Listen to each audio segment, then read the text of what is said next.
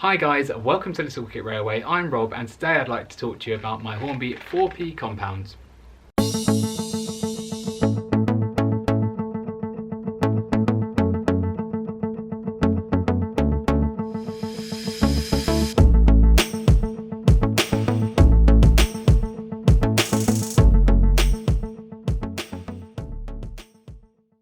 We've got two 4P compounds to look at because they're very similar models. We've got Hornby reference R3276 in the black with running number 1072, and we've got Hornby reference R3063 in the Crimson Lake with running number 1000.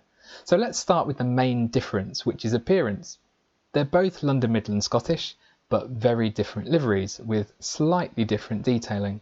Number 1000 in the Crimson Lake is really striking. This reflects that the real number 1000 was built in 1902 and is ex-Midland Railways. It's lined all the way along, which is really nice, and they've picked out the valves on top. Number 1072 in the black is less striking, but that reflects the real locomotive 1072, which was built far later in 1924 for the LMS. A nice touch is the coal rail around the Fowler tender, although on my model, which is second hand, the rail is a little bit wobbly. Now on to what they have in common, which is pretty much everything else. Both are from Hornby's more affordable railroad range. These models generally have less detail but are a bit more robust. Although actually on these models I'm pretty impressed with the level of detail. As you might expect, the buffers aren't sprung and the valves are plastic. But the cab actually has a lot of detailed moulding if you look closely. And there are rails on the sides, which are a nice touch. Both models come with optional vacuum tubes that can be fitted. All the branding and running numbers stand out really nicely, and you can also see the running number on the smoke box door. The tender's got lots of moulded riveting, and the coal loads aren't massively realistic, but they're good enough. So what about inside these models? Both models are DCC ready, with the decoder socket pre-fitted, and for me this is a major plus point. You can plug your decoder straight in and away you go on your digital layout. Equally, you can run these just fine on a DC layout and the socket's there if you ever need it. Both models have the motor in the main loco body and the decoder socket in the tender. This arrangement has pros and cons, so let's start with the positives. Having the socket in the tender means there's loads of room to house your decoder. There's no fiddling around trying to squeeze it into a tiny smoke box or under the cab. Also, I love a bit of sound and you can easily fit one of those big speakers that come with the Hornby TTS sound decoders in. Another big positive of having the socket in the tender is that we've got pickups on both the main body and the tender. This means these models rarely stall, they're really reliable on point work and over the old grubby bit of track. Okay, some of the downsides of this arrangement. The first compromise with the socket being in the back is that you need to have wires running between the tender and the loco. This doesn't look very realistic and you can't take the two apart. But in all honesty, they're not very noticeable and I don't plan on swapping my tenders around, so it wasn't an issue for me.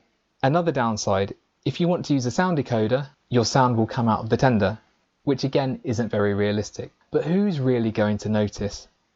It's also worth noting that Hornby don't sell a specific sound decoder for this model. I put black 5 sound decoders in mine and I'm sure someone out there can tell the difference, but I definitely can't. Overall, I think the benefits of having this motor decoder socket arrangement massively outweigh the drawbacks. Now on to the major problem with these models, weight. Because they're mostly made of plastic, presumably to save money, they're really light and this means they don't have a lot of power. Hornby have had to use rubber traction tyres to get these to pull anything, and I know for various reasons not everyone likes traction tyres. I tried one without the tyres and it could barely move itself on the flat. Even with the tyres, if you're hoping to connect more than 2 or 3 coaches or climb any gradient, then you're going to have problems. However, before you write these models off, the situation can be improved.